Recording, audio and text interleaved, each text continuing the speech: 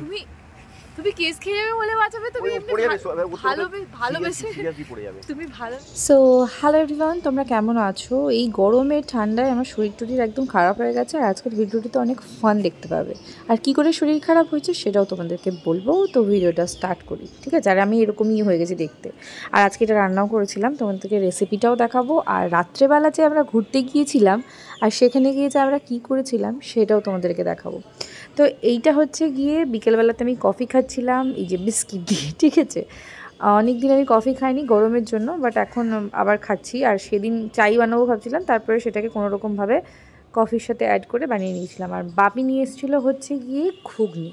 এবারে ঘুগনির মধ্যে ছিল অনেক লঙ্কা, আর আমি একদমই লঙ্কা খেতে পারি না, তাই উপরের দিক থেকে মামনিকে দিয়ে দিয়েছি আর আমি লঙ্কা ছাড়া খেয়েছি। আর এইটা হচ্ছে আমাদের অন্নপ্রাশন বাড়ির থেকে আসার পরে আমার বর আমাকে গঙ্গার ঘাটে নিয়ে এসেছিল, ঘুরতে গেছিলাম রাত্রেবেলায়, সেই সময়কার ভিডিও, ঠিক আছে?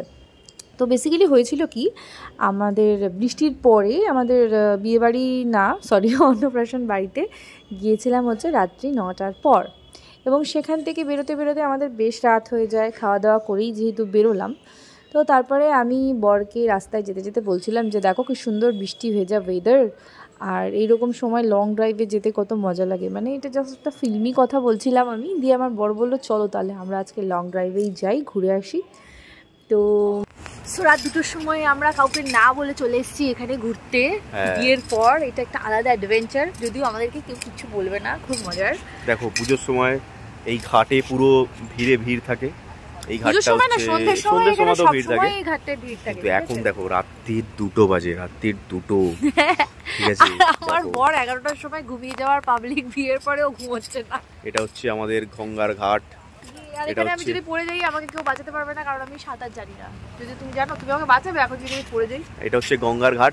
আর ওই দেখো তুমি কথাটাকে ইগনোর করছো কেন? তুমি কথাটাকে ইগনোর করছো কেন? ঠিক আছে, আমি যদি পড়ে যাই তুমি বাঁচাবে না? একদম। আরে ভাই একদম, তাহলে তো আমি কেস খেয়ে যাবো। মানে তুমি কেস খেয়ে যাবে বলে বাঁচাবে? তুমি ভালোবেসে পড়ে যাবে, তুমি ভালোবেসে মানে বাঁচাবে না? হ্যাঁ অবশ্যই, মানে বেশি বাঁচাবো। তুমি জানছ কেন? তোমাকে ভালোবেসেই তো 2টোর সময় নিয়ে এসেছি আমি এখানে, ঠিক আছে? তো হ্যালো গাইস, আমাদের কেমন লাগছে বলো? আমাদের লুকটা কেমন হয়েছে বলো? আমরা একটা অনুষ্ঠানে গিয়েছিলাম, ঠিক আছে? সেখান থেকে হচ্ছে আসার সময় আমরা ভাবলাম যে বাড়ি চলে যাব, তারপরে ভাবলাম যে না আমরা ঘুরবো, দিয়ে আমরা ওখান থেকে 12টার মধ্যে বেরিয়ে গেছি। 12টার থেকে 2টো পর্যন্ত আমরা শুধু বাইক নিয়ে ঘুরেই যাচ্ছি। অতটা ভিডিও তো তোমাদের দেখাতে পারবো না, বাট আজকের ব্লগটা তোমাদেরকে আলাদা করে আমি শেয়ার করব। আর এইখানটাতে তোমাদের আলাদা করে শেয়ারটা করেই দিলাম, কীভাবে কী করলাম না করলাম, বাড়িতে কে কী বললো না বললো তোমাদেরকে পরে সমস্ত কিছু ডিটেলসে জানাবো। আর আমার লুকটা কেমন লাগছে একটু দেখাও দূর থেকে। আমার এই লুকটা কেমন লাগছে আমাকে বলো। আজকে আমি আমার শাশুড়ি মায়ের শাড়ি পরেছি, ঠিক আছে? তো সেই শাড়িটা তোমাদের কেমন লাগছে সেটাও জানিও। এই শাড়িটার কালারটা আমার ভীষণ ভালো লাগলো, তাই আমি বললাম যে আমি এই শাড়িটা পরবো। দ্যাটস ওয়াই আমি শাড়িটা পরে নিলাম। আর আমার বর আমাকে বলেছিল কালো শাড়ি পরতে, বাট ঝাড়গ্রামে আমি কালো শাড়ি আমার অনেক আছে, এখানে তো নিয়ে আসিনি, আর আমি নিজেও কালো পরে নিয়েছি, তাই আমি ওর জন্য এটা বের করে রেখেছিলাম। এটা হচ্ছে ফ্যাক্ট। আর বাড়িতে থাকাকালীন আমি আমার মায়ের শাড়ি পরে ঘুরে বেড়াতাম, এখানে শাশুড়ি মায়ের শাড়ি পরে নিয়েছি।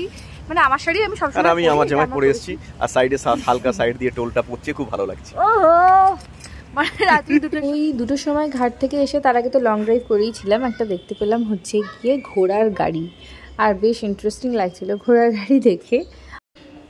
আর দেখো ঘোড়াগুলো কত সুন্দর দেখতে। তারপরে এই সাইডের যে এদের সাথে একটা ছবি তুলে নেওয়া যাক, তাই আমি একটু ভিডিও করছিলাম এদের সাথে। তারপরে আমার বর বললো যে সেলফিতে এদেরকে ভালো করে দেখা যাবে না, তুমি এদেরকে ধরে দাঁড়াও। এবারে ধরে কে দাঁড়াবে বলো? হাত দেবো গায়ে, কেমন একটা লাগে, আমার একটু ভয়ই পাই। তাই যে ওই মানে যে লাগামটা হয় সেই জায়গাটা আমি ধরে বেশ ফুটেজ নিচ্ছিলাম আর কি। এটা আমি রিলসেও পোস্ট করেছি, তোমরা দেখতে পাবে। তো বরকে বলছিলাম যে তুমি ফটো তুলতে ইন্টারেস্টেড কিনা, বাট আমার বর একদমই ইন্টারেস্টেড ছিল না, কী জানি ভয় পাচ্ছিল মনে হয়। যাই হোক, তো ওটাই আমি দেখছিলাম যে ঘোড়ার ব্রিডটাও বেশ ভালো, বেশ বড়ো সড়ো ঘোড়াগুলো সুন্দর দেখতে ছিল। আর ঘোড়াগুলো ঘাস খাচ্ছিলো, এত রাত্রেবেলায় এদেরকে খেতে দেয় মনে হয়। আর সত্যি মানে আমি যখন ভয়েস ওভার দেবো এত কুকুর চিৎকার করে, আর এদিক থেকে ট্রেন যায়, মানে আমার জাস্ট মাথা গরম হয়ে যায়। আমি তোমাদের সত্যি কথা বলছি, মানে কী করলে এই জিনিসটাকে আমি বন্ধ করতে পারবো। আর ওয়াটারপ্রুফ আর সাউন্ড প্রুফ সব কিছু ঘর করা তো সম্ভব নয়, তাই না? যাই হোক, রাত্রেবেলায় আমরা চলে আসছিলাম লং ড্রাইভের পর। আর এইটা হচ্ছে তার পরের দিনের ভিডিও, মানে আমাদের আগের দিনের ইনভিটেশন ছিল আর আমার শ্বশুর শাশুড়ির পরের দিন ইনভিটেশন ছিল। তাই শাশুড়ি মাকে বললাম যারা তোমাকে একটু হালকা করে মেকআপ করে দিই। আর শাশুড়ি মা যদিও মেকআপ একদমই করে না, কিন্তু ওনার সুগার আছে, তাই হাতে আর মুখের স্কিনগুলো খারাপ হয়ে যায় মাঝে মাঝে, তাই আমি বললাম যে না, একটু ঠিক করে দিই। তো যাই হোক, ওরা তো অনুষ্ঠান করে নেওয়ার পরে হালখাতা হয়েছিল, সেখান থেকে হচ্ছে মিষ্টি নিয়ে এসছে আর আইসক্রিমটাও নিয়ে এসছে, তাই ওইটা আমি খেয়েই নিলাম। এই দেখো আইসক্রিমটা খাচ্ছিলাম, ওটার ফুটেজ নিয়ে নিয়েছি। আমার দিনটা বেশ ভালোভাবেই গেছে। তারপরে বিকেলবেলাতে আমরা ফুচকা খেয়েছিলাম, আমার শাশুড়ি মা আমাকে ফুচকা কিনে খাইয়েছে আর বাপিকে বলেছে যে টাকাটা তোমার কাছ থেকে নিয়েছি। আর এই দেখো আমি খাচ্ছি, আর সত্যি এত রাত্রেবেলায় মানে যাওয়ার জন্যই আমার শরীরটা খারাপ হয়ে গিয়েছিল জলের মধ্যে হাওয়ার থেকে। আর কিভাবে খাচ্ছি শুধু দেখো, আর শরীর টরীর অতটা ভালো লাগছে না, গলা গলা বসে গেছে। আইসক্রিম খাচ্ছি, এসেই খাওয়া হচ্ছে। আর এই যেটা চা না কফি ছিল আমি ভুলে গিয়েছি, দেখো আমার মুখটা, কালকে বিকেলের মুখ এটা, ঠিক আছে? তো যাই হোক, শরীরটা আমার নিজেরও অতটা ভালো লাগছিল না। কালকে বেশিক্ষণ আমি জিমে থাকিনি, কালকে বাড়ি চলে গিয়েছি। কালকে রাত্রের ডিনারটা আমি বানিয়েছিলাম, ঠিক আছে? এই দেখো, এটা হচ্ছে ক্যাপসিকাম আর হচ্ছে পেঁয়াজ, এটাকে আমি পিস করে নিয়েছিলাম এরকমভাবে, কারণ আমি চিলি পনির বানাবো।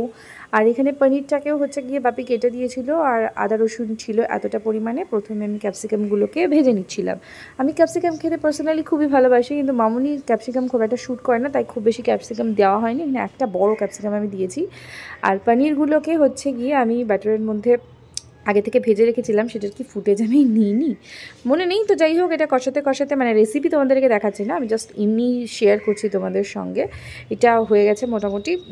আর কীভাবে বানায় তোমরা তো সবাই জানো, চিলি পনির কীভাবে বানায়। যদি না জানো আমাকে বলবে, আমি তোমাদেরকে পরে রেসিপি দিয়ে দেবো। তো আমার বর খুব একটা চিলি পনির, মানে পনির জিনিসটা পছন্দ করে না, কিন্তু কালকে হাত চেটে পুটে একদম খেয়েছে, ইনফ্যাক্ট সকালেও খেয়েছে। এখনও পর্যন্ত আমি আসার পরের থেকে ওকে কখনো পনির খেতে আমি খুব একটা ভালোবাসতেও দেখিনি। তো যাই হোক, রান্নার তারিফ করেছে, মানে মুখ বুজে তারিফ করেছে এরকমটা না, ভালোভাবেই করেছে। আর এইটা আমি কষানোর সময় একটু স্লো মোশন করে দিলাম, কারণ ভিডিওটা একটু ছোটো হয়ে গিয়েছিল, আমার ভয়েস ওভার দেওয়াটা শেষ হয়নি।